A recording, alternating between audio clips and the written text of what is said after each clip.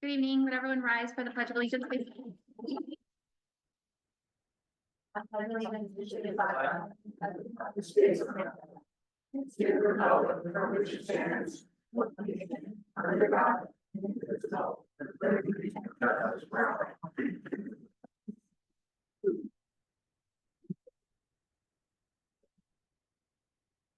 Good evening. If my voice at any point is too loud on the microphone, I request that anyone raise your hand. I've got some feedback recently that I was too loud and hurting people's ears. Thank you all for being here for tonight, March 25th town council meeting. We have all 5 councilors present this evening. Our town clerk is here, as well as our town manager and assistant manager. And we can go ahead and get started. Our first order of business is approval of the minutes from our last meeting.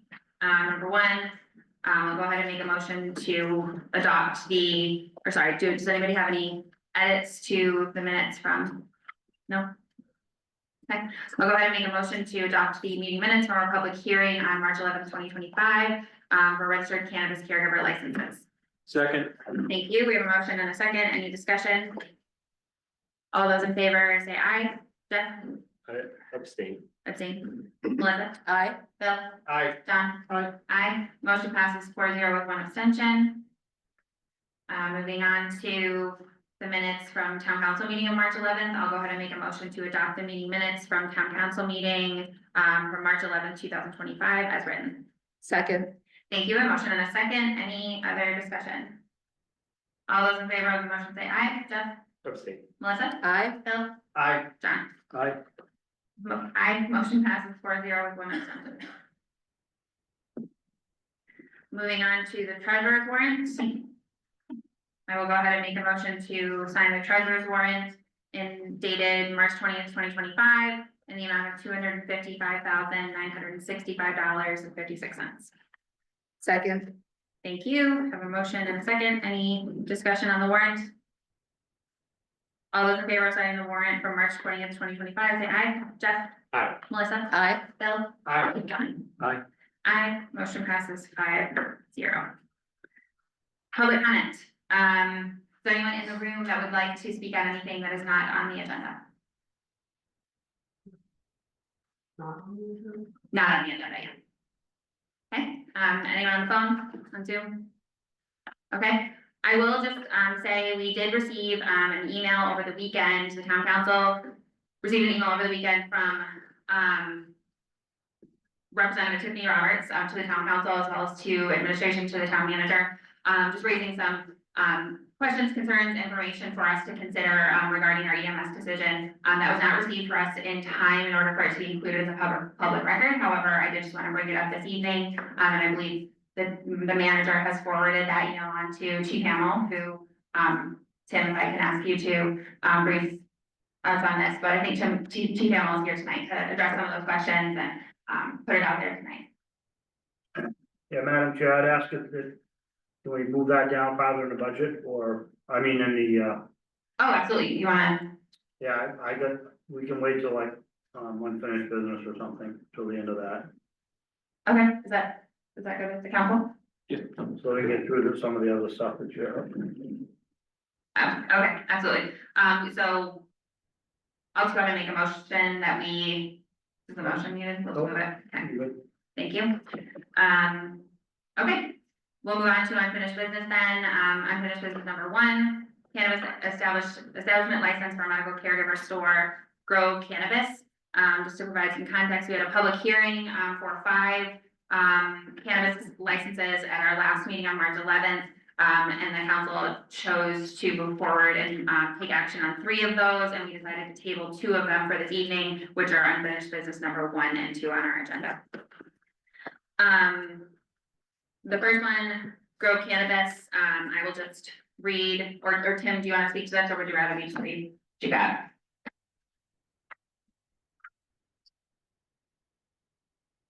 This is, now, go ahead and read what you got, Madam Okay. Chair.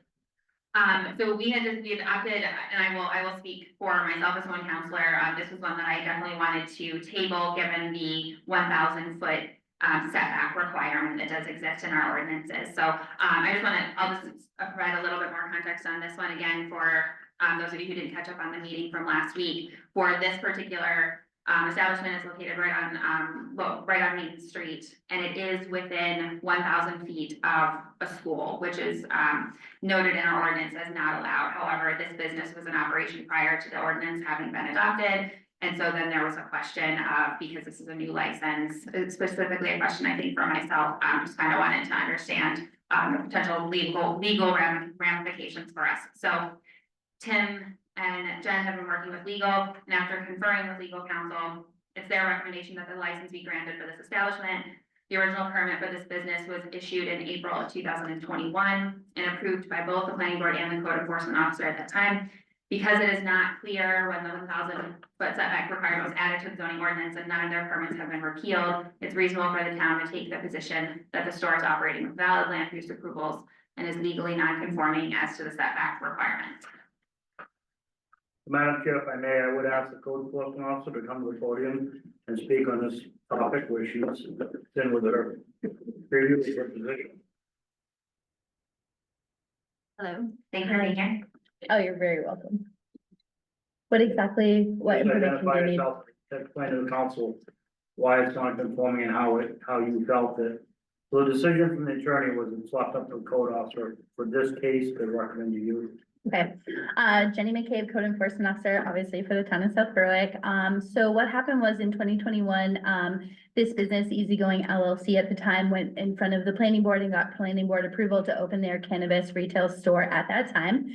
They also, got a positive, certificate of occupancy from Joe Russell, who's the, code enforcement officer at the time, to open and, run their business out of that location at 297 Main Street. We've never had any complaints from that business.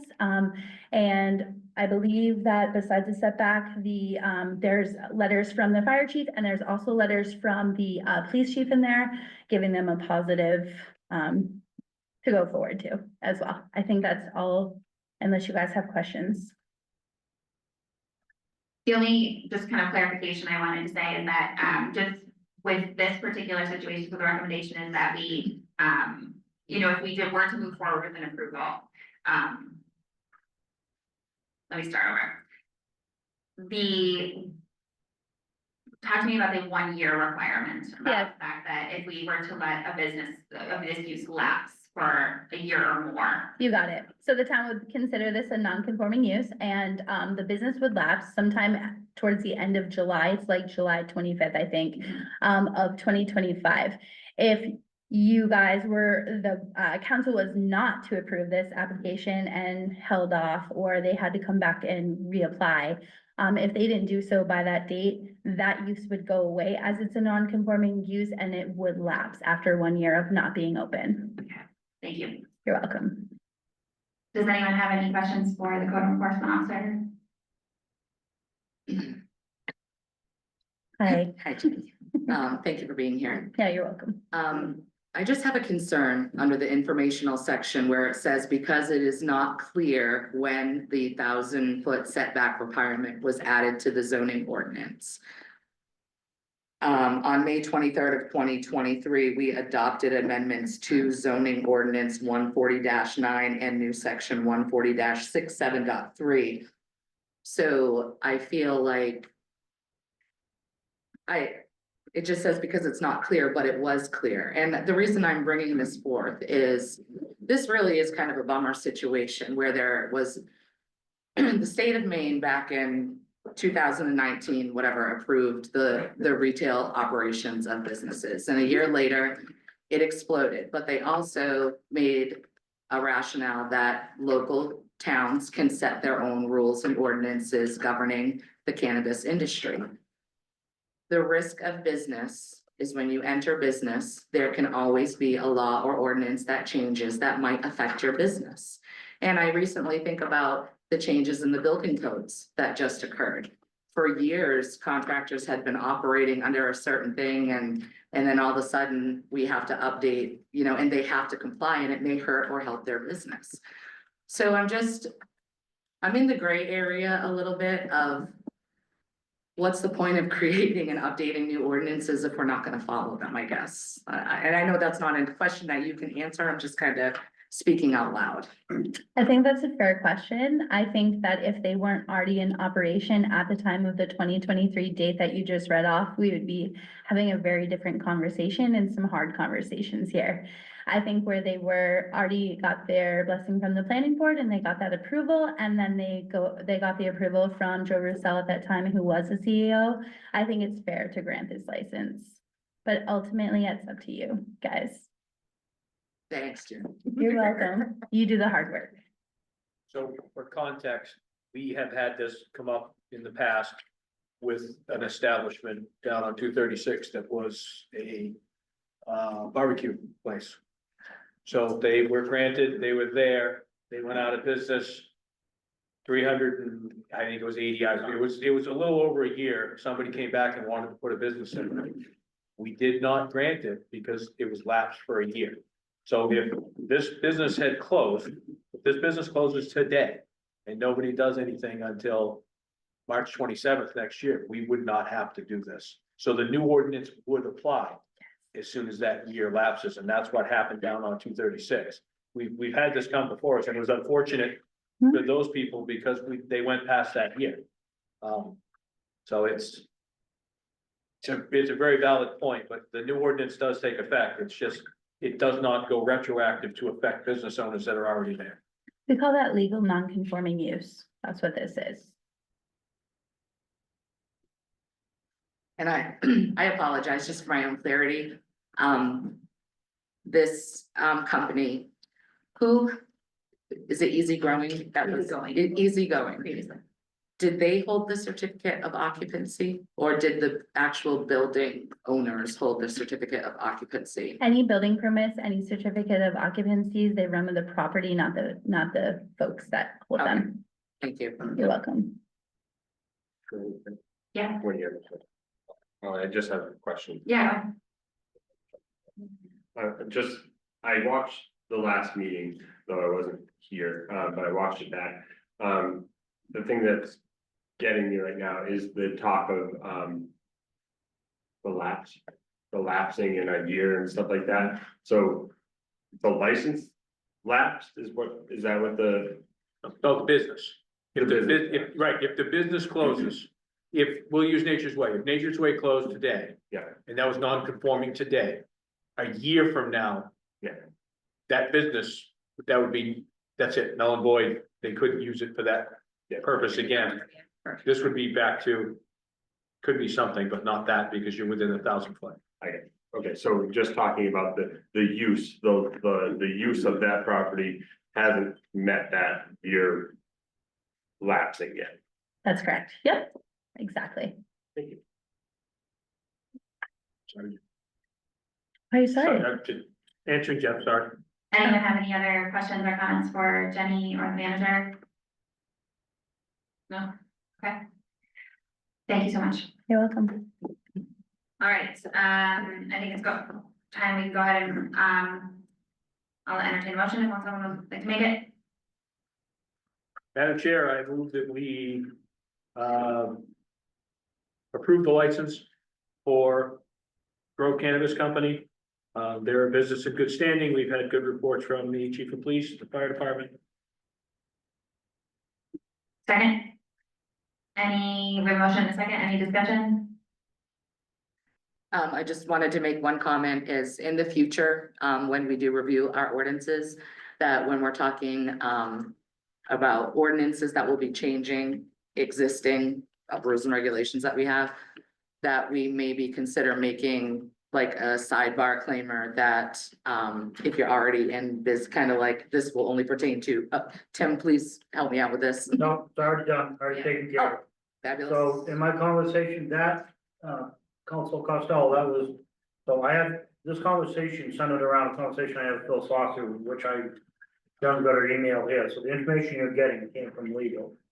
And one of the things that we talked about in there was, there's a piece missing in the ordinance that we should have put in there.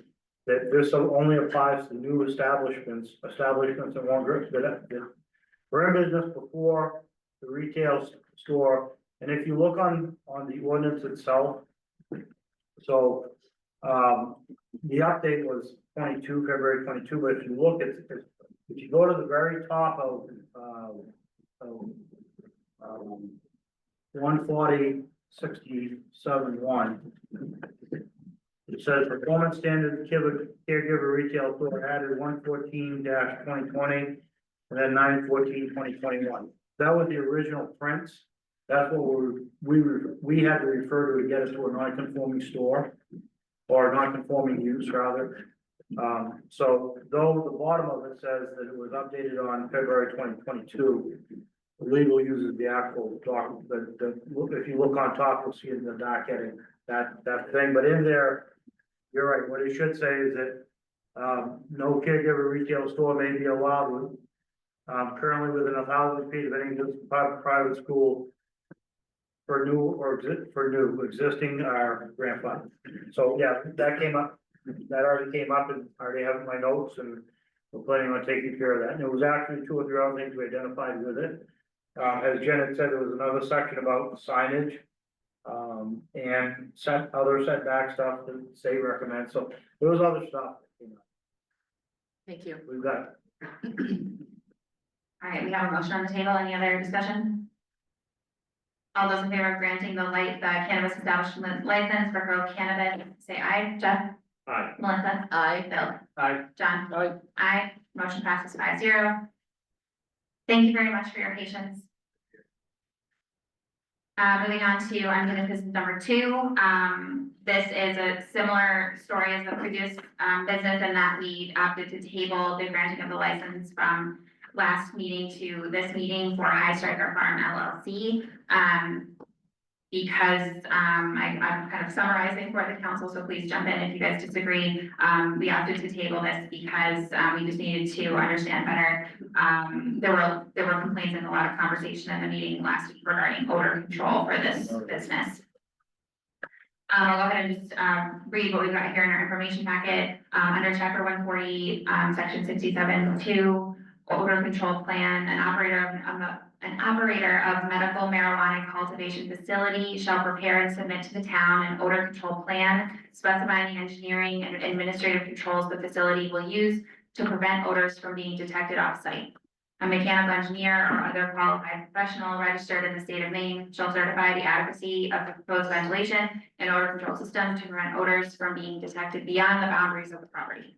No use shall emit product odor across the lot lines in such quantity as to be readily detectable at any point along the lot lines. The town manager has does a recommendation for us, and I think, Jenny, could you come up and speak to this property in similar manner as well? Since you're here.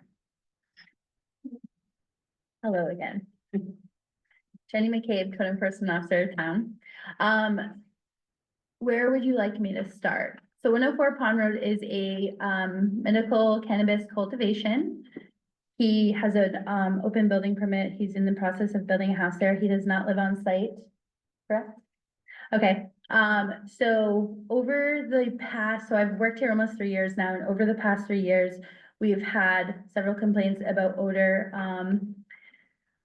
Odor being a nuisance for 104 Pond Road. We've reached out to Mr. Reed every time.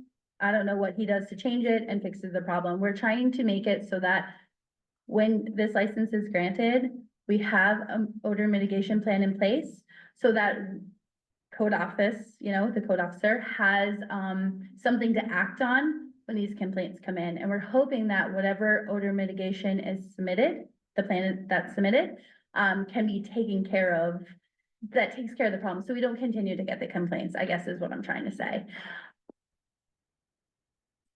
If you look in the ordinance under, I think it's 140-67-2 under L, it's exactly what you just read. Okay. Anyone have any questions for the code enforcement officer on this one? Anything they want to add? Okay. Mr. Reed, I want to give you an opportunity if there's anything you would like to say or. Sure, yeah, I'd love to. I have a little something I wrote up here, and I also have some other neighbors that have signed agreements and just some stuff. So what I want to read to you guys is I've owned the property at 104 Pond Road since December 2016, roughly 8.5 years. When I purchased the property, it had been uninhabited for almost 10 years. My wife and I plan to build a cannabis cultivation in the garage. Our property was in disrepair and full of trash and broken down vehicles. Over the first 1.5 years of ownership, I repaired everything myself and cleaned up the property. I applied for licensure with the state for cultivation in 2018 and was granted permission. I have renewed my license every year since then, and my wife gave birth to our daughter in 2018, and that changed my life. I constructed the greenhouse in 2019 in my search for a more sustainable way to cultivate with less inputs. The cannabis industry in Maine has changed substantially over the years.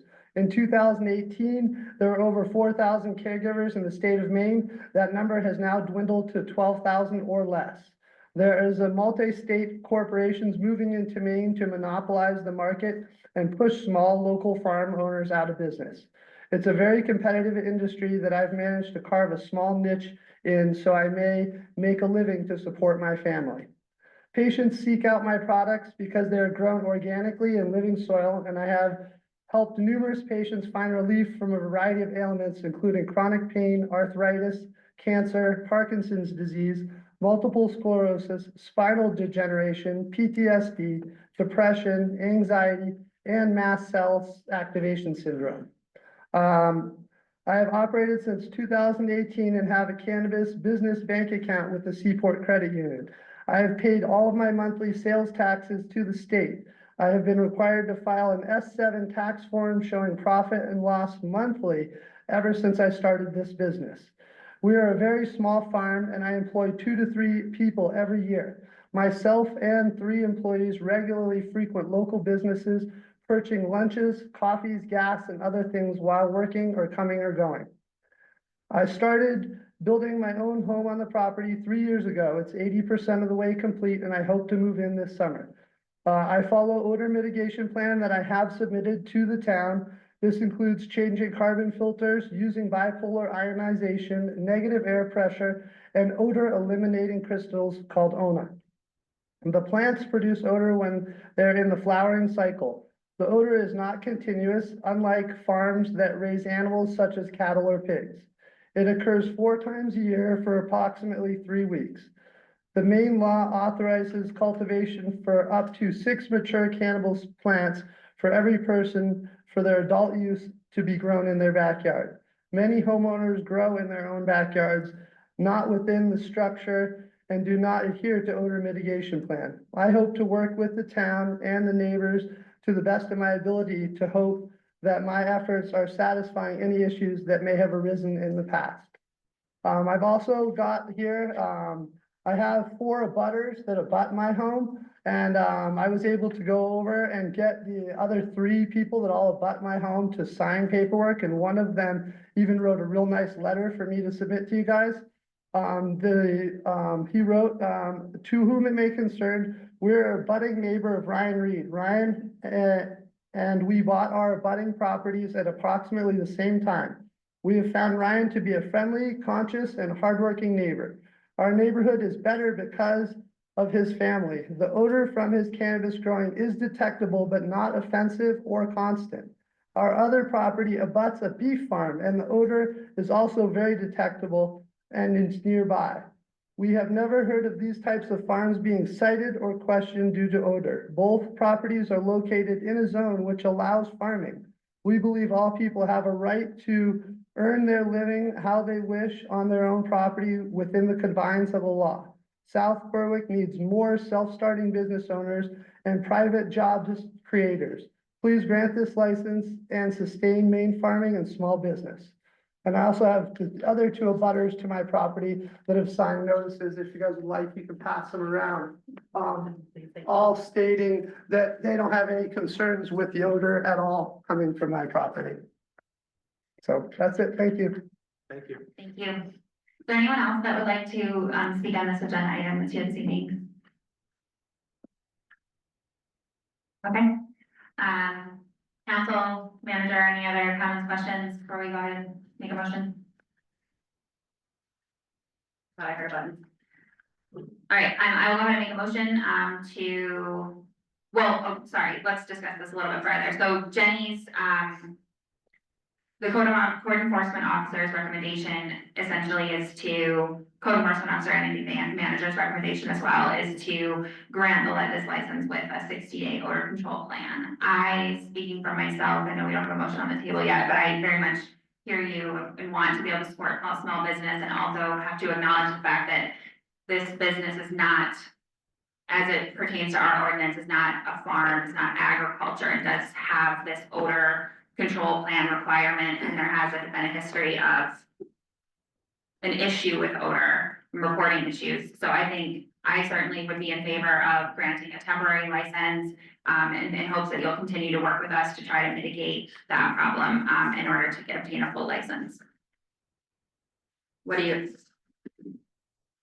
I'll go ahead and make a motion, that we grant a temporary license to, High Striker Farm LLC for 60 days, with a stipulation, that an approved odor control plan that works be submitted, and failures to submit that plan would result in revocation of the license and suspension of the business. Second. Thank you. We have a motion and a second. Any discussion? Could we stipulate, a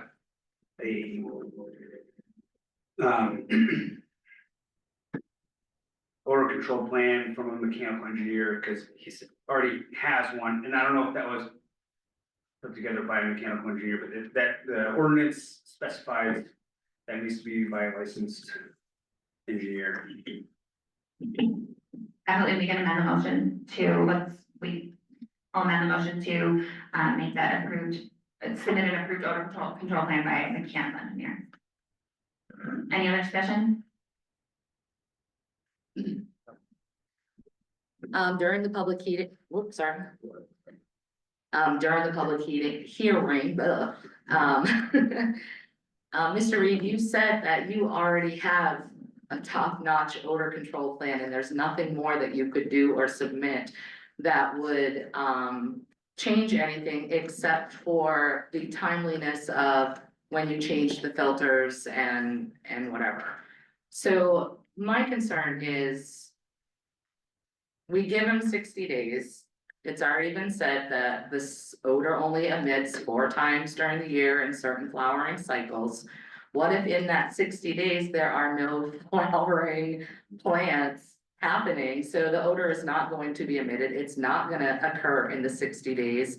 And then we extended a license to something that does not abide by our odor plan. I'm just not confident that this isn't going to be an ongoing nuisance for all parties involved. Is it okay if I speak? Yes. I think that you're right, but I think that the point of that is to get a mechanical engineer on board to be able to grant that license fully so that code enforcement can act on a plan that we would have in place for that. So I think that's the purpose of it. So even if he didn't flower during that time, we have something when it did, like when his plants were flowering, we would have something to, and you guys would have something to revoke his license on behalf of. So I think that's the point of that. That's all I want to say. Thank you. Any other discussion? Yeah. So, in doing this process, the 60 days, and talking to legal counsel. Okay, and this was just an idea, that this gives the current business owner an opportunity to stay in business, keep moving without violations. And B, nothing prevents him from saying, okay, well, I've got a mechanical engineer or other professional, could be somebody else or something, whatever you deem. You know, it's gonna take 3 months to build this system and put it up. As long as he has something within that 60 days that he showed that he's met your compliance. Or he can come back and ask for a granted extension. But the opportunity is, we don't wanna close, you know, talking to legal counsel, we didn't wanna close it. Wanna give every applicant every opportunity to prove that they can meet the standard of the code. Thank you. We have a motion on the table. Jeff? my concern, is what gives us what in writing gives us the ability to make a temporary license? Don't we, is that the route that we legally and should go according to the ordinance? Or do we issue the license with an, caveat, for lack of a better word, to come in 60 days and reassess? That's, I don't know if it's just mincing words, but that's. You what can do my- it that way. You can do it so that you could say that, you know, the license within 60 days, you have to submit an odor control plan or. You know, this way here, you're granting him a temporary license, because technically he doesn't have a license right now. Right. So this gives, technically puts him, he's grandfathered because he was in the business before. Now the ordinance applies as a new license, so to speak. So this makes him conforming, right? And so that you give him a time period to come back, 60 days, and it's not 60 days to get it done, build it, 60 days to get a plan in place. It takes 6 months to build it, I don't know. But to get something in place, or whatever it is, or so that the code officer stamps and says, yes, this meets the council's requirements. But you as the council can do, and you can't go over the year, but you can do anything under the year. So the license is good for 12 months, so you can grant it up to 12 months, anything under 12. 60 days was just a number that we came up with that we felt should be sufficient opportunity for him to reach out to. You know, and maybe the system he has, and he just needs to modify it somehow. I don't know, I'm not a mechanical engineer of that, so. From my perspective with the code officer, we're just trying to find a way. So we're getting complaints now, so we know that exists, so we know that the system isn't foolproof, it doesn't. His current system is obviously, if we're getting odor complaints, isn't working. So he has to figure out some other way to make that work. And this gives him the opportunity to get the license that he paid for, stay in business, conforming to the town's ordinances. It gives him an opportunity, 60 days, to come up with some kind of mechanical solution or something better. And we are the licensing authority for this by ordinance, and I think it says, there's language in there that kind of says we can, grant ordinances within certain time periods and with certain, stipulations. Yeah, I thought it was year to year, and so that's why I was asking the question. If, I can't find the wording in here, but that was the only thing I had in my head, it was year to year, and wanted to make sure that we were abiding by the ordinance. If it has that underneath, that we can do less than the 60 works fine. You all set, Jeff? Yes. Okay, any other questions, comments? We still have a motion on the table? Okay, all those in favor of the motion, I'll remind us, the motion on the table is to grant a temporary license to High Striker Farm for 60 days with the stipulation to submit an approved odor control plan by a licensed mechanical engineer. All those in favor of the motion, say aye. Jeff? Aye. Melissa? I, Bill? Aye. John? Aye. Aye. Motion passes 5-0. Thank you for your patience, everyone. Thank you for being here tonight. We will go ahead and move on from unfinished business number 2 to unfinished business number 3, Spirit of America Award. We have I think that this is more than anything a reminder for the town council. So as a reminder for the community, the town council, we are asked to pick a local person, project, or group to receive the 2025 Southborough Spirit of America Foundation Tribute Award. And that's an award for outstanding community service. And submissions have to be submitted before June 30th via the Spirit of America website. And those, the award winner in this case will receive the award at the annual town meeting in 2026. So reminder to the council as well as to the community, if anyone has any nominees for the Southborough Spirit of America Foundation Tribute Award, please let us know. Anything else anyone wants to add on this topic? Okay, we will move on to new business. New business number 1, potential planning board member appointment. The council originally was going to meet this evening to interview a potential planning board member. That person had a family issue, and, we are just looking to reschedule, so, I think Ryan is able to meet, instead on April 8th or April 22nd. And I will just go ahead and say I would prefer this 22nd, if that works for everyone, to meet at 6:15. Good, whatever. Okay. All right, I will go ahead and make a motion to reschedule, the interview for Ryan Crosby to, interview for the planning board for April 22nd at 6:15 PM here at Town Hall. Second. Thank you. We have a motion and a second. All those in favor, say aye. Jeff? Aye. Melissa? Aye. Bill? I, John? Aye. Aye. Motion passes 5-0. All right, new business number 2, the town renovation bond.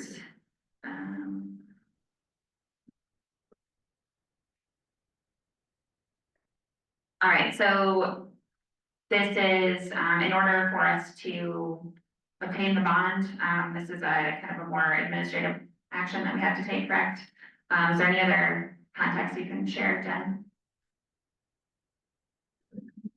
Because we're getting a bond through Maine Municipal, it has to go through a big legal review because of the dollar amount. So this is something that the lawyers have asked us to go through so that we have it on record that the council agrees with the vote that was done. And everyone is in agreement that we are moving forward with the project. Thank you. And I need to read this whole thing, correct? Yes. Okay. All right, so I'm gonna go through and read through in its entirety, this, vote that the town, lawyer has prepared for us in order so that we can move forward with the town hall renovation bond process. Voted by the town council of the town of South Berwick, Maine as follows. Voted 1, that a capital improvement project consisting of the renovation of the South Berwick Town Hall, including engineering and design costs, transaction costs, and other expenses reasonably related thereto, is hereby approved. Number 2, that the town treasurer and the chair of the town council be authorized to issue a general obligation bond or bonds to the Maine Municipal Bond Bank in an amount not to exceed $6 million for the purpose of funding the project. 3, that the treasurer and chair be further authorized to fix the dates, maturities, denominations, interest rate, place of payment, form, and other details of said securities, including the execution, sale, and delivery of said securities against payment therefore.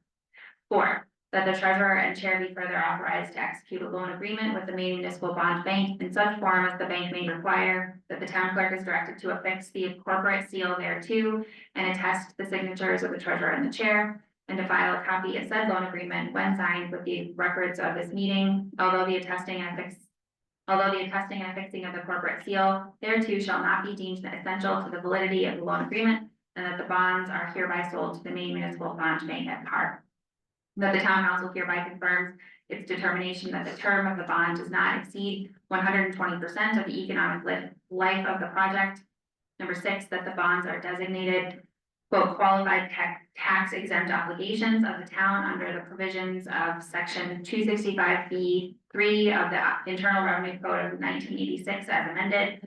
Number 7, that the treasurer and chair of the town council are hereby authorized to execute and deliver any and all documents and certificates and to take any and all actions, including affixing the seal of the town as may be necessary or convenient to carry out the full purpose and intent of the foregoing vote.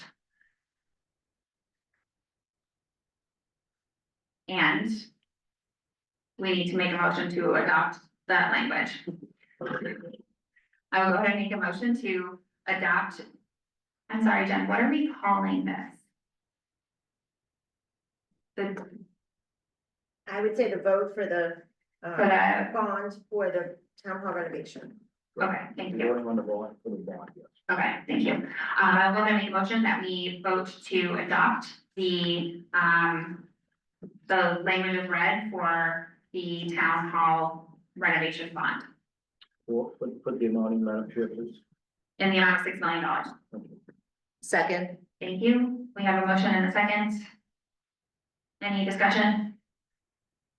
All those in favor, say aye. Jeff? I, Melissa? Aye. Bill? I, John? Aye. Aye, motion passes 5-0. Thank you. And moving on to number 3, revenue budget draft. Madam Chair. Yes. I recommend before we get to that section, in reference to the fire chief, so we don't pull him up. as I said, as you said, we received an email from State Representative Roberts. I didn't get it till Monday morning when I got to my computer. Looking at all the information she was asking for, I then forwarded that on to the fire chief and asked him if he could, as soon as possible, answer as much of that as he possibly could. Some of it was provided in his presentation, some of it's not, so I've asked the chief to be here tonight to answer questions for the council and or some of those, some of that information, so I'd like to ask Chief Hamel to come forward, please.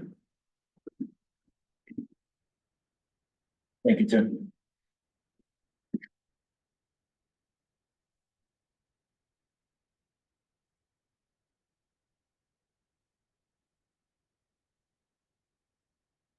So to the manager's point, Representative Roberts sent along an email with a list of concerns regarding the EMS plan. I certainly appreciate those concerns. The scope and cost of undertaking our own EMS program is a very big undertaking, as we all know. Since day one, I have not represented this as being a moneymaker. And I've stated pretty clearly that this is gonna be more expensive than what we pay now for the fire department and contracted EMS. So while I certainly appreciate your concerns, I strongly disagree with the representative's assertion that we are rushing, uninformed, and ignorant to the realities of providing emergency medical services. I was the assistant chief of South Berwick Rescue when they shut the doors in 2014. The exact same issues being studied, discussed, legislated, and ultimately not fixed today are what led to South Berwick Rescue's demise more than a decade ago.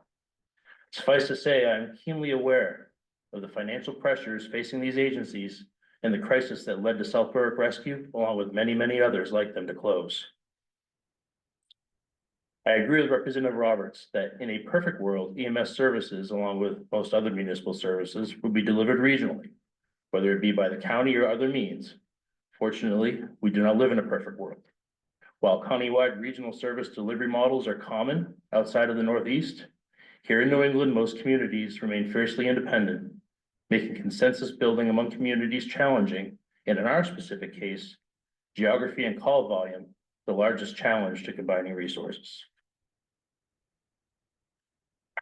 So I addressed your concerns point by point. Did you send this forward this email along? Okay, so you guys have it. And you know, there are some valid concerns about the process. A lot of the procedural parts of the licensing are things that we're already working on. The policies, the procedures, the medical agreements, that's all stuff that we needed to put together right now for our non-transport EMS license. There are some other things that we'll need to do for the transport side of it, but those have all been factored into the cost. All of my projections, as I told you during the budget workshops, are pretty conservative, because, you know, things change, right? And I don't want to make any promises that we can't keep. The one thing that is kind of the wild card, I find it here, is the certificate of needs.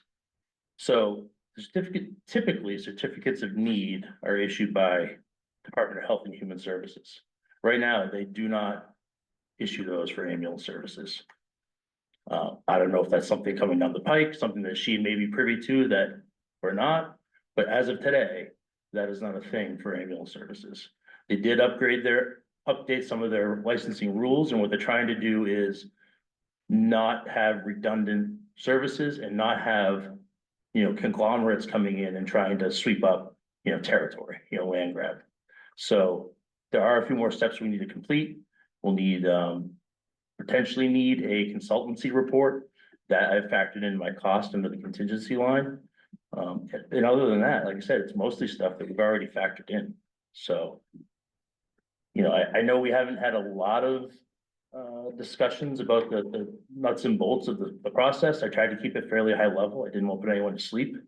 But if you want me to show my work, I can certainly show you the hundreds and hundreds of pages of work that we've done for the last 3 months to put this together. And I guess I would entertain any questions. Chief, how long have you, we talked about this when you first came on in the original interview, that this would someday probably become a potential reality. So how long have you been behind the scenes working on this project? and remind everybody, this coincides, it's not just EMS, but it's a development of both fire and EMS, so these would be dual role people to do dual roles. And so they're going down the road, they're gonna be paramedic, EMS people, but also day or firefighters on duty 24 hours a day. Correct, so, How long have we been having these discussions and working on this? so I've been chief for going on 3 years. I presented a 5-year plan as part of the chief's hiring process that included this in it. And I've essentially been executing that plan year by year, since day one. So, this isn't a new concept, to me or to, to the town manager. It's something that we've been working on. So to your point about the firefighters, you're absolutely correct. This is a dual issue, solution, right? So we could continue down the road we're in with contracted EMS or regional EMS or whatever. That doesn't fix the fact that our fire department's getting older. And as our fire department gets older, people are starting to drop out. And the reality of it is the young kids just can't afford to live here. So we lose people. And not only that, the ones we do have, the younger people we do have, just don't have the free time that a person, 30 years ago had, and everyone knows that. So I really see this as the only way forward where we can get our best bang for the buck, where we can solve 2 problems with 1 solution and not create more down the road.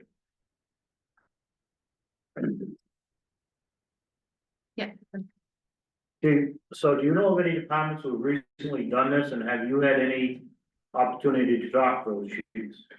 So there's a bunch of towns in the state who are kind of going through the same thing, and really nationwide. In our mutual aid district alone that we belong to, which consists of 50 towns in the seacoast, Maine, New Hampshire, and Massachusetts.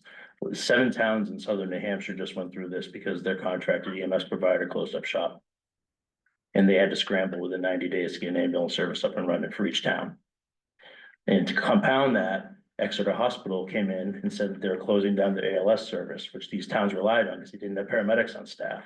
And again, the district and the members scrambled to get an ALS service stood up in really a remarkable amount of time to combat this problem.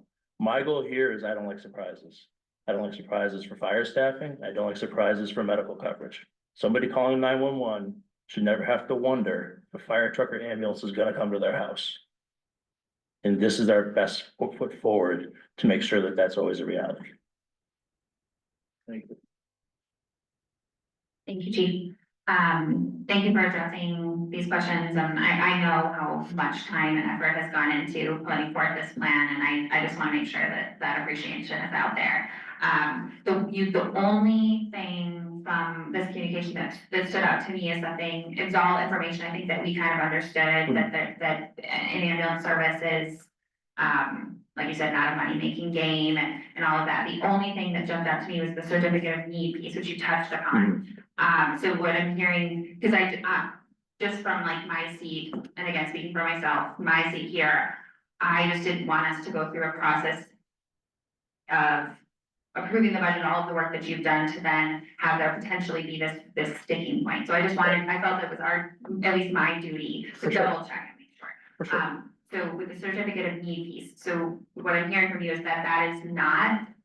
As best I can tell, that is not on the table, at least from Health and Human Services for ambulance services. And now, again, this just came in yesterday. I've been in class all week. I'll need to do some more digging on that. But that's certainly something we need to address, but I don't know that it's a showstopper at this point. Okay. Does anyone have any other questions or comments for the chief? No, I just, again, want to thank him for coming back again tonight. The presentation we had was fantastic, and as counselors, I'm looking for the 10,000-foot view. When Jay comes up here talking about public works, I don't need to know what he's doing down in the garage, right? Although he tells us, I don't need to know what Jay's doing down in the garage. I trust our town management in who they hired. I was on board when we did your interviews. I know what your projection was and your 5-year plan. It was impressive then. It's impressive now, and what you guys are doing is holding true, right, to what you want. So I want to thank you for what you've done there. I appreciate Representative Roberts' concerns. She's always looking out for South Berwick with her concerns. I really appreciate that. I wish we'd had a little more time to get everybody together before then, so we could have got that out without this just all of a sudden slamming us in the forehead. But thank you for getting that straight. I appreciate the time you've all put into it, and I just want to know how much you're valued, the whole team. I appreciate that. And they do too as well. Any other questions, comments for the chief? You began the meeting, Madam Chair, with talking about, putting the email in. I didn't see a lot of questions, quite frankly, but I think that that would be good, to be putting into so that the public can see, the links and the information that was offered. And again, just to kind of reiterate also, I think even in her email, she had said the email came at after requests or, having conversations with, multiple town councilors of South Berwick. So, just want to make sure that this will be added into, the public record. I think at the beginning of the meeting, what I said was that, this, just because this was requested to be read into the record, we didn't receive it in time for it to be included in our packet. So that's why I wanted to bring it up and put it out there today. We'll make sure that it's for sure included in the, documents for the public hearing next week. Yeah. Just so, Jeff, just so you're clear, so you didn't receive the time put on the agenda, does not relate to when I receive it and act on it. So I received it Monday morning and acted on it. Absolutely. Which is why the fire chief's here. I wouldn't disregard anybody's emails. Well, I want to, I have to. But especially this one, you know, the citizen and the state rep asking for any additional information that could appear that we might have missed or didn't miss, or that we didn't know, that we may have known. And again, because we didn't dig down deep enough with our information. And I do want to say that the chief has actually worked on using, when we sent this to you, the EMS licensing document, which is 27 pages. And he actually picked out and answered the questions right into the, of the pieces that he's worked on and so forth.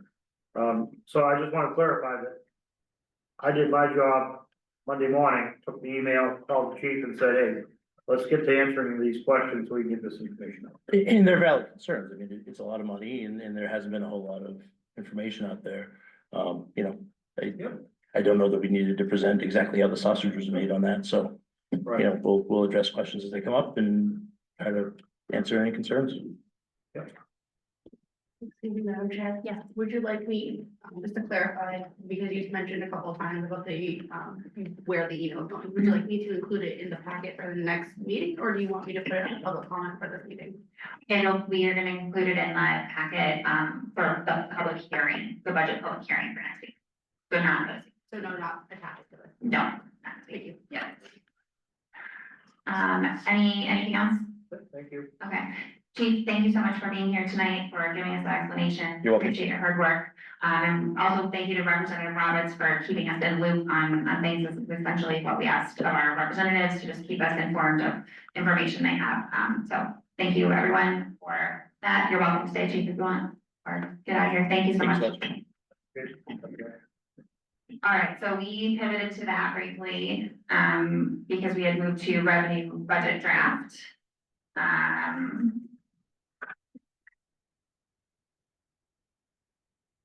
So this evening, we have our draft revenue budget, as well as our draft expense budget, as well as our warrant draft for the annual town meeting on May 20th. So there's some motions that we need to go through this evening to adopt the revenue budget, to adopt the expense budget, and then to adopt the draft language for the warrant, so that that information can be published and put out there. We have a public hearing scheduled on April 8th for the budget, and then after that comes May 20th, our public hearing. So this is just in line with our timeline to get all these documents out there. So at first, we have our revenue budget.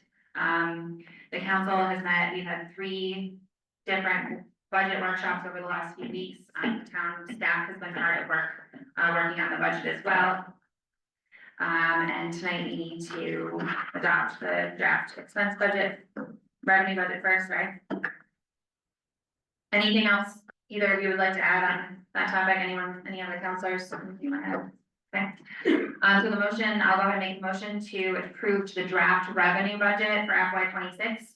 That's in the amount of $5,376,289.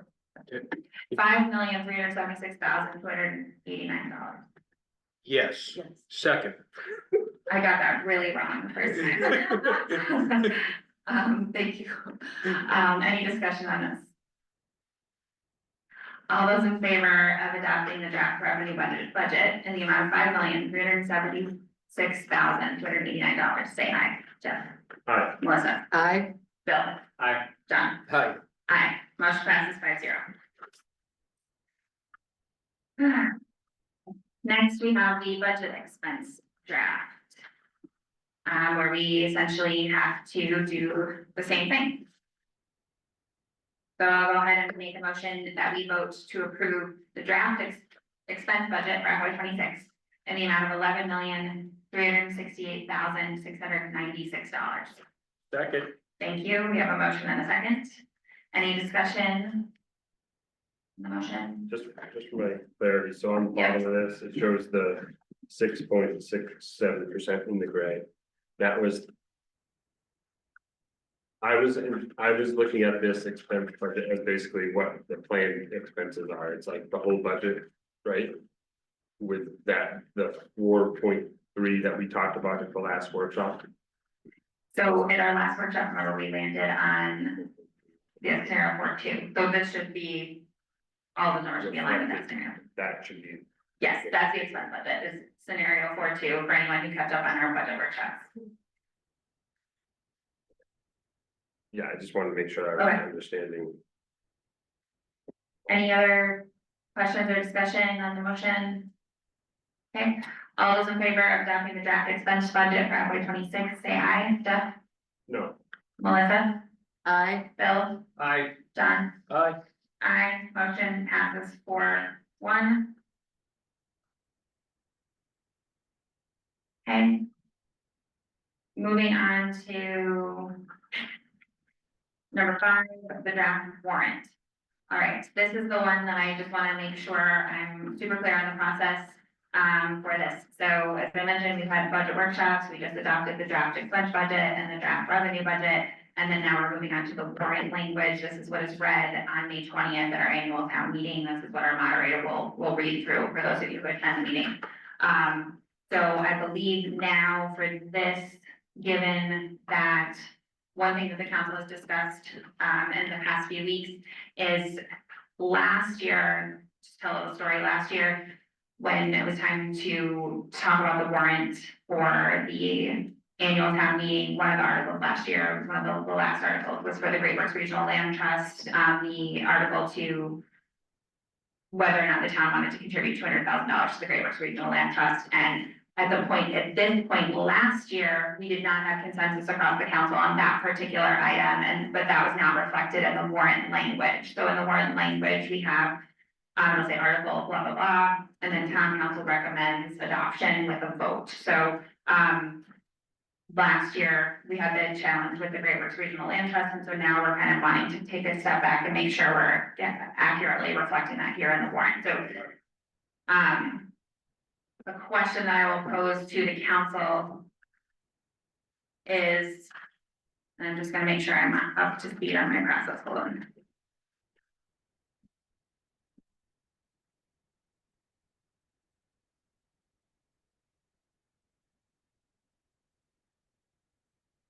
I will go ahead, so first motion is to adopt the entire warrant article. If there are specific articles that anyone on the council would like to have a different vote reflected, for example, if there's any one of us who doesn't support one or multiple of the articles, we have the opportunity to pull those out separately, take a separate vote on those separate from everything else. So the first motion will be the warrant in its entirety. And then if any one of us would like to amend an individual article, then it would be appropriate. I think we all have this handy little instruction sheet just to keep us honest here. Thank you. so that we can pull that article out separately to have a separate vote. Does everyone understand? You don't understand? No, it's backwards.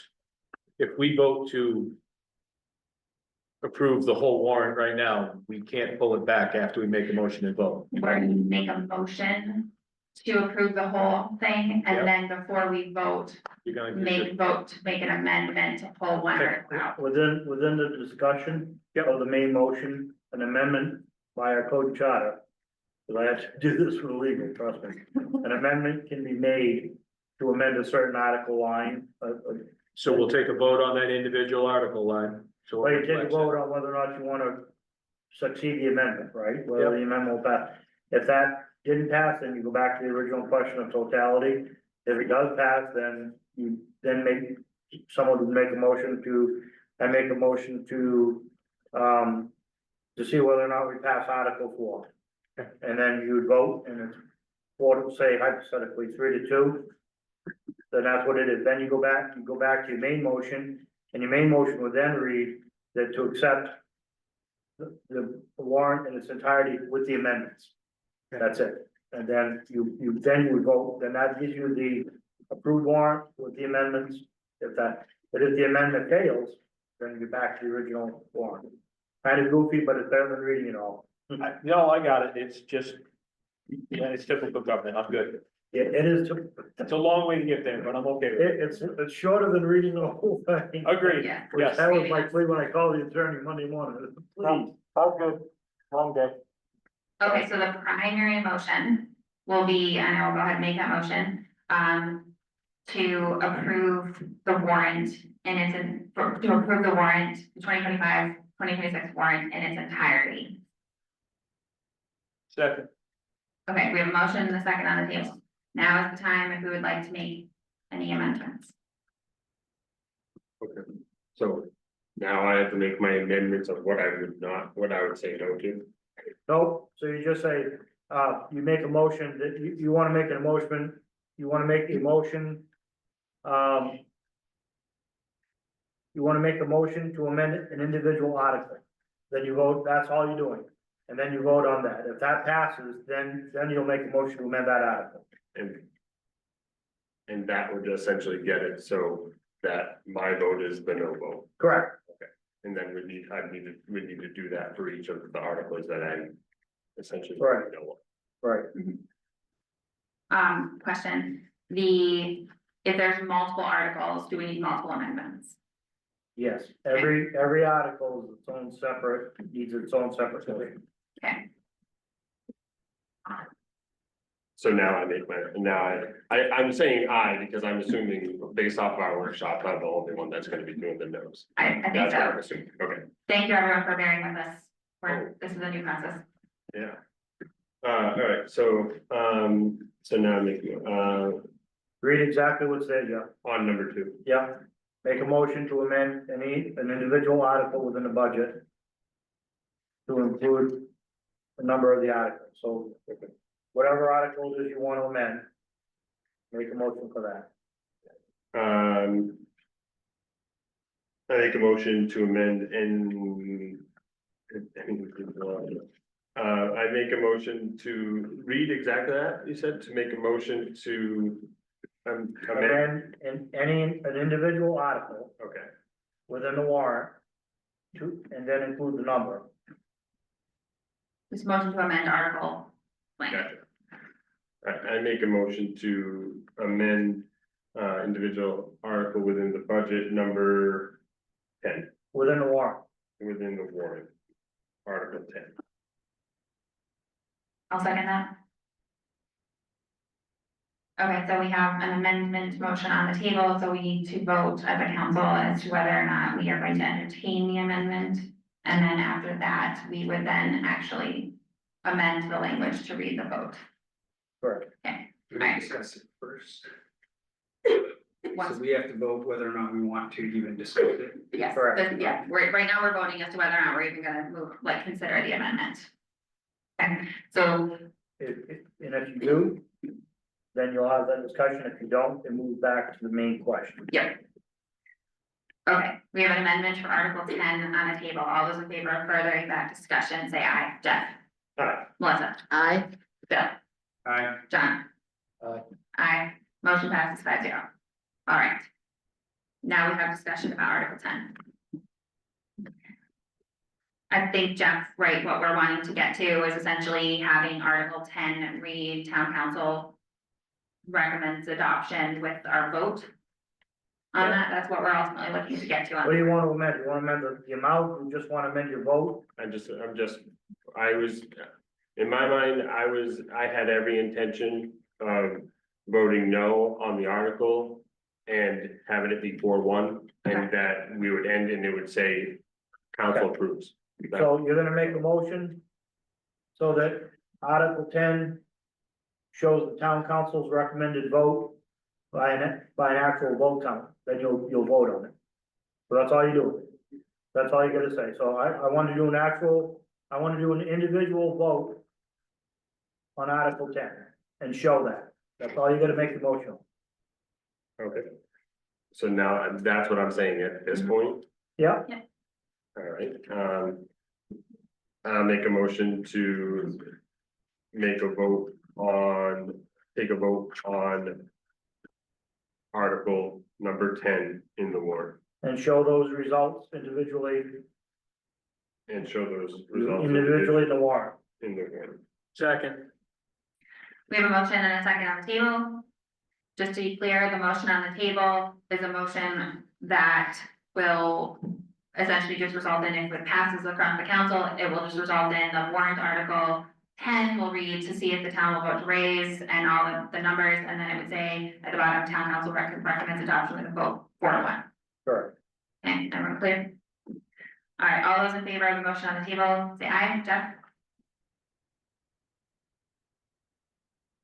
Hold on, what's the motion? The motion is, I just said it. The motion to, so if we all vote yes in favor of the motion on the table, then the results, the outcome will be that the warrant article 10 will read all of the things it normally reads, and then it will read town council recommends adoption with a vote 4-1. okay, so I'm the no. You don't want the warrant you do not want that language in the warrant. Oh, now we're going just to have that. The motion on the table is for the language in the warrant to indicate that the council did not have consensus on that article. Okay, yes, then. Okay. So real quick, everyone's clear on the motion? Okay, now we'll vote. Jeff? Madam Chair. Yes. Bill did ask if there was discussion was going to ensue, so. Oh, sorry. I didn't know if we Is there- were gonna talk about specifically what part of that was gonna get amended, but the question's already been answered, so. I think we didn't wanna have a discussion about it, we just wanted to add in that language. Yes. We're good. Okay. Alright. We're good. Ready to vote. Great. All those in favor of the motion on the table? Jeff? Yes. Melissa? Yes. Bill? Aye. John? Aye. Aye. Motion passes 5-0. Now we vote on it. Yes, now you vote. Now we vote on the, Somebody needs to make a motion to adopt Article 10 as written. with Read the amendments. whole thing with the amount, the numbers and everything. And then get a second on that, and then you call your vote. And that's where Jeff would vote, if that's where he wants to vote, Jeff would vote no. And then we'll show that as a 4-1 vote when it comes up. Madam Chair, I vote to approve Article 10 as written. You gotta read it, Okay, you gotta read the whole thing. Article 10, I shall read. To see if the town will vote to raise and appropriate the following amounts for police services. Police Department Animal Control, $1,749,000, $1,748 on night. Dispatch, $294,772, with a total of $2,044,520. Town council recommends 4-1. And then raise and appropriate from general taxation and other revenue services, $2,044,520. Except you can't put 4-1 in, you don't know that yet. Okay, sorry. Can't put 4-1 in. Strike that. Everything else is good. Second. All those in favor of adopting Article 10 as read? Say aye. Jeff? No. Melissa? Aye. Bill? Aye. John? Aye. Aye. Motion passes 4-1. Now, because that vote just occurred, now we will continue to vote on the original motion with amendments, Unless there's other amendments. unless there are other I amendments. got a lot of amendments, yeah. Okay, so we're gonna go through the same thing for each one. We'll get there Okay. eventually. Madam Chair, I make a motion to amend Article 11 within the warrant. Second, we have a motion and a second on the table. All those in favor of further discussion on amending Article 11, say aye. Jeff, Aye. Melissa, Aye. Bill, No. John, No,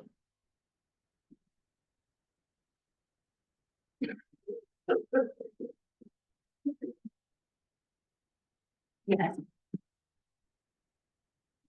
I will just clarify, I think that the point that we're trying to get at here is to demonstrate in the warrant that the council did not have, that we were not in consensus on each individual article, and even though I think it's important that that be noted in the warrant, that's why I'm voting yes. All right, so we will now, Jeff, what amendment, am I doing this right? What amendment would you like to make? no, we gotta go through 11. No, I know but we have to do two motions per article that he wants to amend. Now he's gonna make, what's his amendment for Article 11? Gonna make a motion for amendment on Article 11. Yeah. So you wanna do the same thing, you wanna make a motion to vote on Article 11. That's all you're doing for the amendment change it, correct? Right. Or do you wanna do numbers? No, I'm Do just, numbers, and we gotta go through the whole budget, we'll have to start the whole budget. I'm just doing, just. Okay, so do the same thing, motion to vote on Article 11 individually. I mean, Can I Madam ask a Chair, process question real quick? Since Jeff, I think the action that you're wanting to take, and correct me if I'm wrong, but I think the action you're wanting to take for each article is the same? Yep. Given that the action is the same, why is this cutting out? Given that the action for each article that he wants to make is the same, can we do this in one and say Article 10, 11, blah, blah, blah? Because, Nope. okay, all right, just asking, Those has to be Trying. individually done, okay, I'm sorry. all good. Okay, Madam Chair, I make a motion to. I'm sorry, Individually vote on Article 11. to individually vote on Article 11 in the warrant. second. We have a motion on the table, any discussion? All those in favor of voting individually on Article 11, say aye. Jeff, I'm sorry, this is to make the motion, so yes, aye. Melissa, Aye. Bill, No. John, Aye, why not? yes, motion passes 4-1. Now, the motion on the table would be to, and I will make this one, motion on the table is to adopt Article 11 as read, to see if the town will vote to raise and appropriate the following amounts for emergency services, fire department and emergency management services in the amount of $565,000 and $565,925. Water hydrants and fire protection, $374,675, ambulance and rescue services, $294,731, for a total of $1,235,331. Town council recommends raise and appropriate from general taxation and other revenue sources, $1,235,331. Can I get a second? Second. Thank you. We have a motion and a second on the table. All those in favor of adopting Article 11 as read, say aye. Jeff, No, Melissa, Aye. Bill, Aye. John, Aye. aye. Motion passes 4-1. Okay,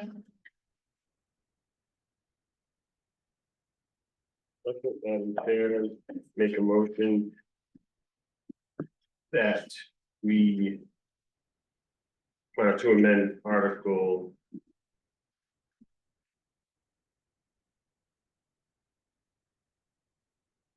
$18 in the warrant. second. We have a motion on the table to further amend Article 18. All those in favor, say aye. Jeff, Aye.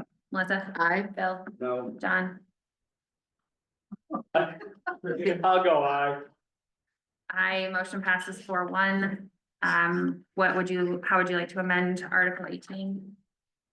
I make a motion that we individually vote on the warrant article number 18. Second? All those in favor of voting individually on warrant Article 18, say aye. Jeff? Aye. Melissa? Aye. Bill? No. John? Aye. Aye, motion passes 4-1. And now I will go ahead and read Article 18. I'll make a motion to adopt Article 18 as read, to see if the town will vote to appropriate $367,705 from undesignated funds and to raise and appropriate the following amounts for capital improvements and capital improvements reserves. Highway equipment, $123,250. Office equipment, $10,000. Fire equipment, $212,845. Ambulance equipment, in parentheses, one-time only setup, $367,705. Police equipment, $80,000. Transfer station, $20,000. Pedestrian safety, $5,000. Town buildings reserve, $45,875. Compensated absence reserve, $10,000. Recreation fields and playgrounds, $10,000. Town clerk record preservation, $1,700. Assessing town reevaluation, $75,150 for a total of $961,525. Town council recommends appropriate from undesignated fund balance to cover in a one-time only setup for the ambulance equipment, $367,705. Raise and appropriate from general taxation and other revenue sources, $593,820 for a total of $961,525. Second. Thank you. We have a motion and a second. Any discussion?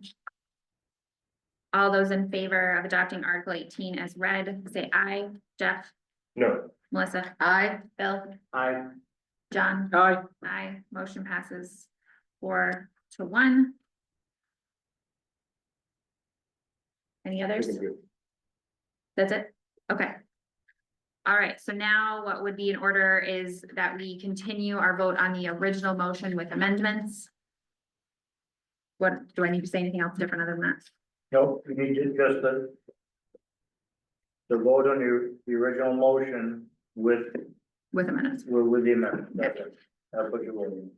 All right, so we have a motion on the table already to vote on our original motion rather was to vote to adopt the warrant article in its entirety with amendments to, as discussed, to Articles 10, 11, and 18. I need a second. Second. Thank you. I have a motion and a second. Any other discussion on the table? All those in favor of voting to adopt the entire warrant in its entirety with amendments to Articles 10, 11, and 18, say aye. Jeff? Aye. Melissa? Aye. Bill? Aye. Done. Aye. Aye. Motion passes 5-0. Woo. Great.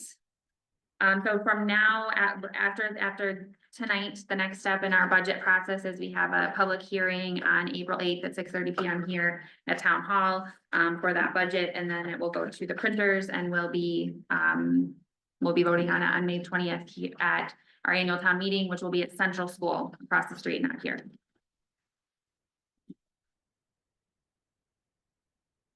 Thank you. All right, that takes care of all of our business for this evening. I will hand it over to Jen and Tim for the town manager's report. Thank you. Thank you, Madam Chair. For the highway department, the low limit posted sign has been removed on Thursday. On Friday, the culvert at Emery's Bridge Road that we've done all the work on, finally collapsed.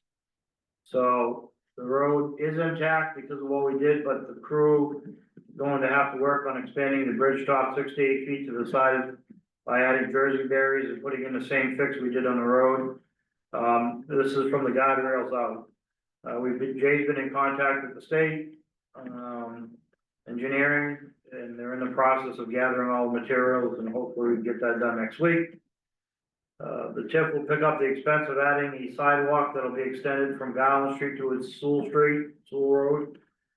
Wherever the state stops, the new sidewalk is where Public Works will pick up, and approximately 15 feet of sidewalk will be added to Alder Drive. Police department had 5 arrests, 5 accidents, 134 traffic stops, good for them. And the Aaron McCann, is working under the police department as a behavioral liaison, part-time, which, he had a little bit of extra money in his part-time officer's account, and we have the contact number for that. The fire department had 15 calls in the last 2 weeks, 112 days. As of, and had, on this weekend, on Saturday, they had a 2-alarm brush fire. They consumed 8.75 acres of, field. They did a great job. I want to commend Nick and the crew. They were, I actually responded to the transfer station.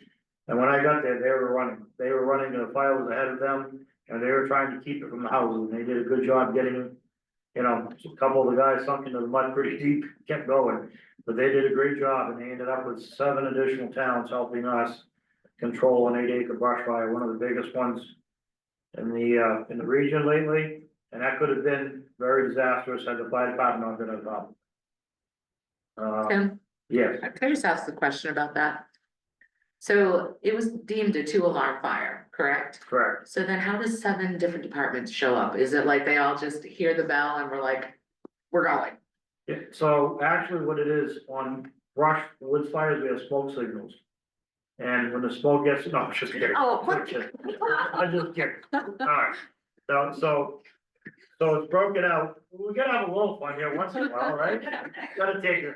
So first alarm is the initial call goes out, and that's also Berwick units, and in this particular case, so Nick has run cards on the computer set up at Sanford Dispatch.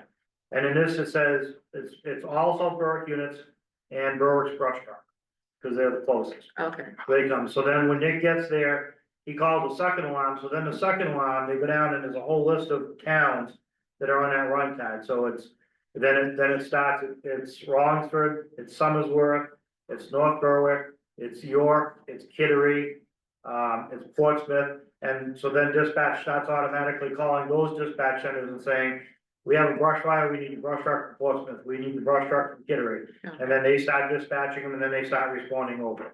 So we ended up with, that's how it works, so the second alarm, and then if it wasn't big enough, or Nick didn't think he had enough resources, getting too big, he called third alarm, and then they go out further, so we reached out, to give you an idea of how this was handled.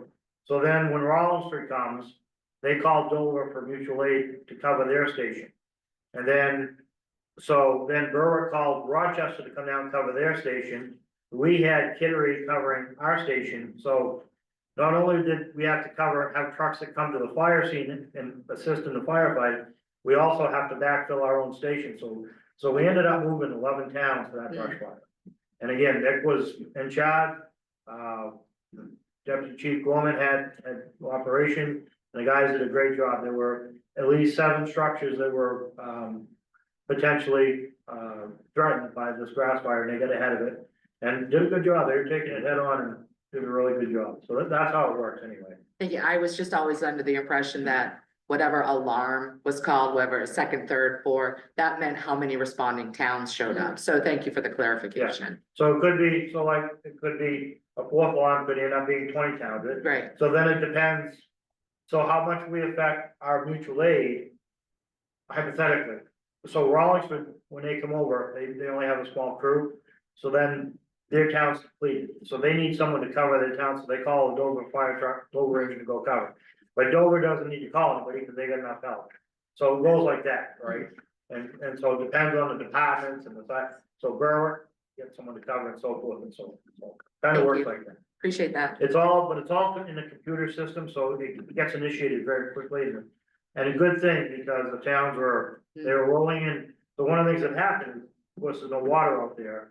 So we're running out of water in that field real quick, and where it hit the main woods and it started to pick up and head for the houses. They ended up sending Somersworth engine and a North Berwick tanker down there to control that, so those crews were fighting that side of the fire. Nick and his crew was on the head of the fire on the other side, so it worked out, and again, that's what the mutual aid training that they all do together works well. As of 3/21, the new pumper, the new engine being built in, Wisconsin. is on the completed final assembly line and, is being released to testing. And Nick will be going out there hopefully here next week to check it all over. We'll check all the tests, make sure it's meeting all the standards and so forth. Code enforcement had 8 building permits, 1 plumbing permit, 51 inspections, 37 certificates of occupancy, 3 violations, and met with a historic commission meeting. Oh, is it gonna have a historic commission meeting on 4/7 at 7 P.M. Discuss the Seacoast Christian School Gymnasium siding.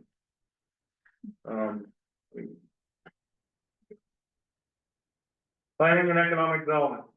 They are doing a shoe town park cleanup, which will occur on April 26th from 9 to 12. They specifically asked the town council to come join us for spruce up on the playground and park, so if you're available, they'd like to help. I think they also want us to play kickball. They'll have a game of kickball and food starting at 11. May 19th, 5 to 7 P.M., shoe town design workshop at the community center. Now that the park's open again for the community to use, they'd like the community's thoughts on what improvements, if any, they'd like to see, and they're getting a lot of good information. This is just the very first step in the planning of the future of the public space. It's gonna be a long process, but that's how it starts. Planning board will be holding a workshop on March 26th on notification of public boards for planning board applications, exploring expansion of historic districts and EV infrastructure for parking lots. And the planning board has received 1 new application for sketch review. Transfer station, the brush has been all hauled away, and the cans hauled, since 4/11, we've had 3 household trash, 2 mixed paper, 1 plastic, 1 cardboard, and 2 demo. At the library, Africa Monica Wood was rescheduled to be coming on April 2nd, and they expect at least 100 attendees for that visit. Other upcoming authors that are coming on April 9th, we have Johanna Hagan, and on April 16th, we have Elliot Pergenfield. The recreation, she is planning to do on April 12th, the egg hunt and touch a truck like we do every year.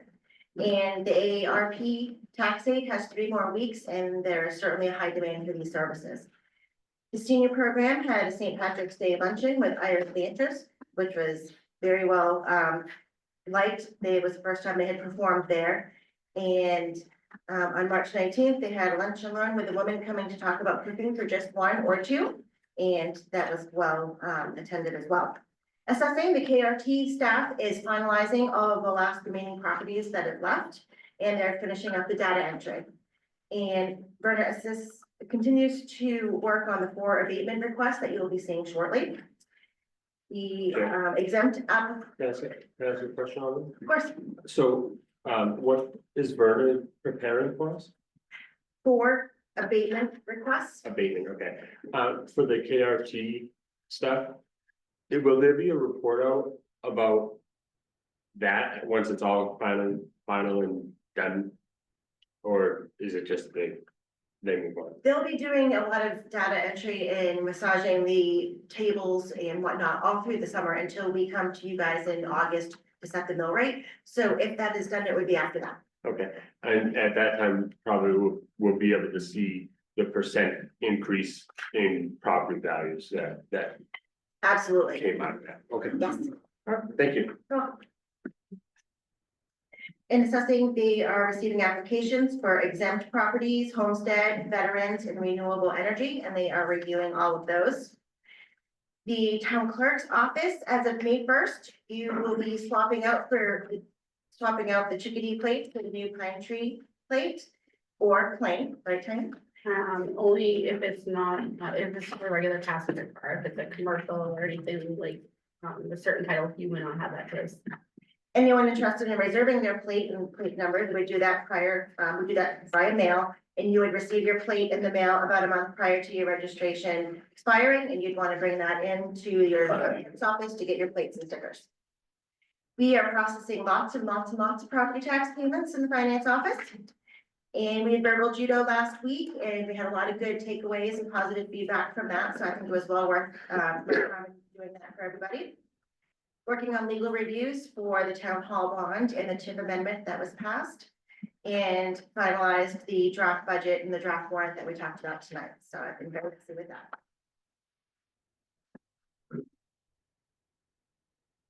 So under mine, I have a forum for a community forum with Maine Attorney General Aaron Frey. It'll be held on, 2 to 4 P.M., April 5th, 2025, at the York Community Auditorium. The event's for free, it's open to anyone in southern Maine. It's hosted by, some of the state representatives, including Michelle Meyer, Tiffany Roberts, and Senator Mark Lawrence. I'll pass the flyer around, you can see that, if you're interested in going. And the York County, Cities and Towns County Budget Committee is looking for active members. Anybody who wants to be a member, they're gonna be hosting a meeting Wednesday, April 9th, 2025, at 6:30 P.M. at the York County Government Building. They're looking for, there's 5 districts, and they're looking for budget committee members, and they need. There are. So, let's see, District 1. We're in District 1, and there's 3 seats, 2 vacant. So if anybody's interested, I'll pass that through, give that to the council. Madam Chair, I submit that to you and your group, so if anybody's interested and wants to attend, you can certainly be on the county budget. As far as, out of my office, obviously, we've been working on the budget of the warrant, attended the verbal judo training, worked with DiCarlo on the credit enhancement agreement, and had a meeting to get that done. So we currently have, I've been working, myself and Jen have been working with the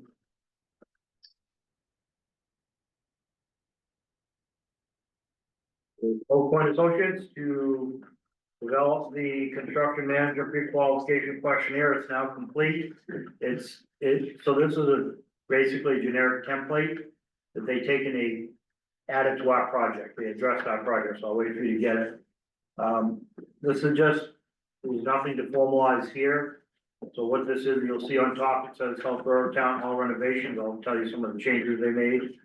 On page, if you go to page 2 of 11, in there, on the top, they put in a $5 to $7.3 million budget. And specific certain things on projects, energy upgrades, phase construction, and a staff public occupied building. These are the performance, features we're looking for. And that was generally about the main changes. This document, so what will happen is tomorrow, we're gonna sign this just to show you. So we'll give this back to Oak Point, I'll authorize this to go out. Oak Point's gonna advertise it for us, they do that, they send it to, they have a bunch of construction managers they send it to, as well as they post it, we post it on the, we'll post it on the website, we'll post it on MMA, all the places we have to post it. And then, we'll keep that out there. Once these come back, these will be coming back to us, they'll come here. Once we, I can't remember what it was, 30 days, 60 days, what we decided. And then, once we get those back, we'll work with Oak Point and setting up interviews just like we did for the hire Oak Point. You'll be the hiring committee, we'll set up the interviews, you'll pick 3, 4, 5, however many you want, who you want to interview. Based on what you'll see, you'll get packets, and then we'll set up those interviews, and based on those, after those interviews, you'll have varied block. You can re-interview, you can narrow down the top 2 and re-interview them, you'll have all that stuff to do. This is the next step in the process. Ultimately, in the end, you will hire the construction manager. It's not Oak Point, it's not us, it's you. You're gonna hire the construction manager, and so once we get going and they turn this stuff in, their packets will be large, big packets, they're gonna be a lot to read and do, so. It's gonna take a little time for you to go through them, and I know Melissa, you reads every word, thank God. There'll be a lot of information we need to get through. So just anticipate that May, June, probably gonna be busy with interviews, and there'll be a lot to do, so. Any questions or concerns on this, or thoughts on this? This is very much generic standard, this is not, there's nothing, and the reason what you're seeing is beautiful, they actually send us out by email, they can fill it in electronically, then send the data back. We're working on that. Kim, I'm sorry, I do just have a question about the, so is there a limit to questionnaires that go out? I mean, could we potentially have to interview 20 companies? No, well, no, because you're gonna, so there's a potential we could get 20 packets back. Oh, and then from that we, And then, so then what we would do is we'll copy all the packets, give them all 5 to you, you'll get them.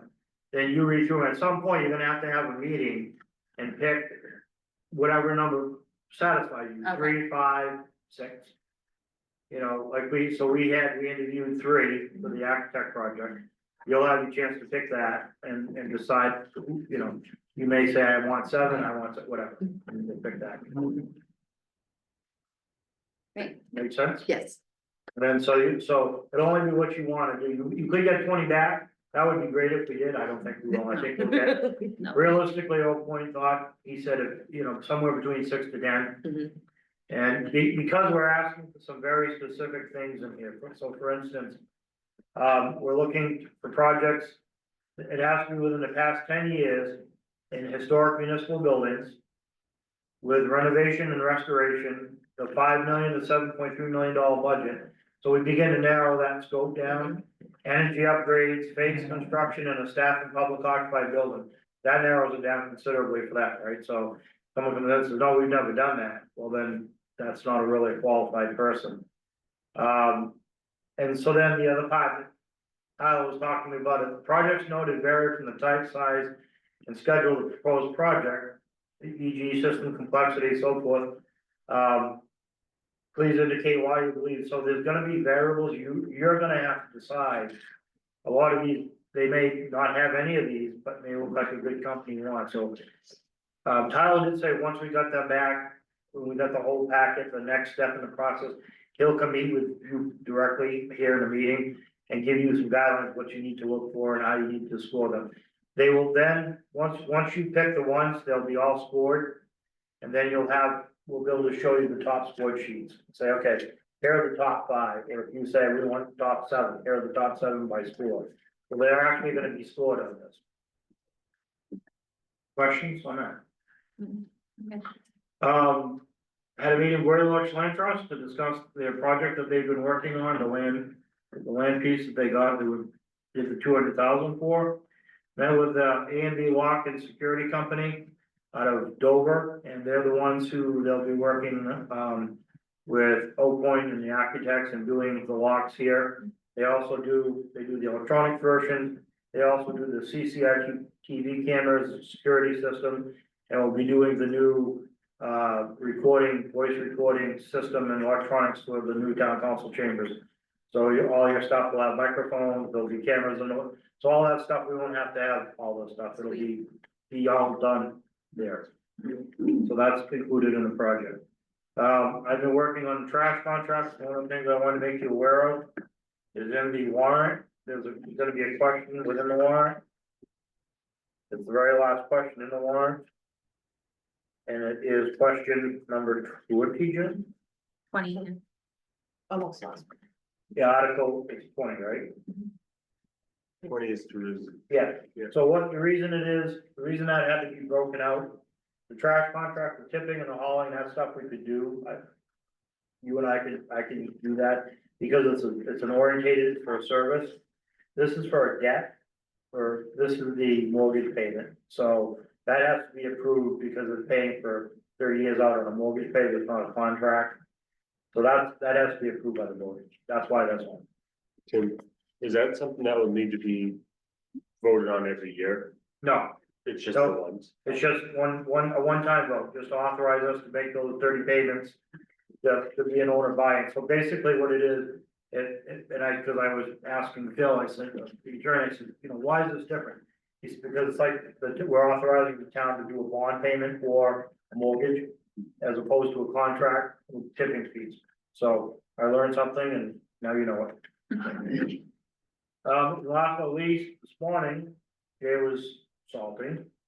Was going to salt down Main Street, he was coming in this way, decided that at 6:30, this was a great opportunity to pull in here and come in and salt before we got here. And he heard a thump, and as he was turning in, a pickup truck was pulling out of Aroma Joe's and hit him broadside. So Jay pulled over on Main Street, the truck went out around Jay and pulled into the backyard over here, into the back entrance, so Jay figured he was just gonna come in and go around. In fact, the truck came in and went out through the, restaurant's yard and never stopped. He had about 20 blinky lights going on his truck. So Yeah, hit and run. hit and run, yeah. Jay's truck sustained $5,000 in damage. And PD is currently investigating as hit and run. The cameras were on at the restaurant, so hopefully we'll be able to, find the truck and so forth, but imagine he hit a plow truck, a municipal town plow truck, I was with all the gonna say, lights what truck on, was he in? and kept going. And so what people need to understand, stuff like this, it costs our taxpayers money, because now we have to pay, though it's insured, but we still pay for the insurance, right? Stuff like this, it's aggravating as the dickens. You know, he knew he did it, he stopped originally, then he moved, went in the driveway, Jay came in this way thinking, Jay said he came around, and he saw the guy leaving going from Wall Street. Is Jay all right? Jay wasn't hurt, just, it creased the door and the corner of the cab, so they're gonna have to fix the corner of the cab and that stuff, but, it's just, you know, it's just unnerving to think that that's how people respect town municipal equipment. So, and Madam Chair, that's all I have. Thank you. Thank you. Moving on to counselor comments. Bill? Sure, I just wanted to say thank you to, Tim and Jen specifically for putting on the code update training the other night. I talked to several contractors since then, that mentioned that they were at the training event and they really appreciated it. They're very concerned about the cost increase to building new homes, if they actually have to, you know, comply with those, code updates, but they were really appreciative. They said Jen did an awesome job explaining it and talking through all the updates, so, kudos to her. Thank you. John? Just following on, I think what I said last time too, Jen, Tim, thank you. Thank the staff for everything we've done for the budget season. Again, went through without question in my mind, even with the increase, everything you had, the data backing it up was perfect. So again, thank you. It's greatly appreciated. Thank you. Jeff?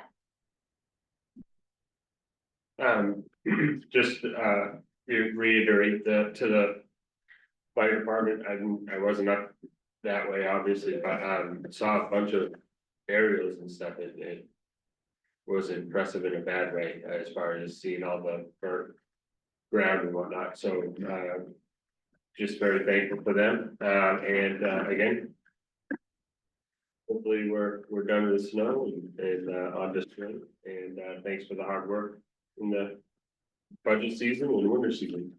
Thank you. I was asked to give a shout out to Public Works, for the shoulder work that they did down, on the Emery's Bridge area. There are a lot of people that walk their dogs, and it gets, just a little dicey with the way traffic drives on, well, not only on our back roads, but just in town in general, so. A resident was walking, and when she had to jump out of the way because of a car, she didn't have to jump far because the shoulder had been, had a little bit of work done to it, and so the resident was very appreciative of that, and it's the small stuff that people forget about that Public Works does that actually can impact several people's lives significantly, so thank you for that. I wanted to just bring up one thing. I think we've brought this up in the meetings yet, but, so Tim and myself, a few weeks ago had reached out to, the high school to see if there was any interest in doing any kind of partnership between the town and students from, like ELO is the program, I don't know what Learning opportunities. Early learning opportunities, thank you, to see if there was any partnership that could be established between the high school and the town in terms of, you know, potential internship opportunities or finding students that might have interest in whether it's public works or town administration or human resources, et cetera, just to see if that was an interest, and they seem to be very excited about it. I think we're kind of in the process of trying to ironing out what that actually looks like, but there's definitely definite interest on both sides, so that's something I think is just really cool. Question, I think I remember that we had talked about having next week committee interviews for downtown revitalization and,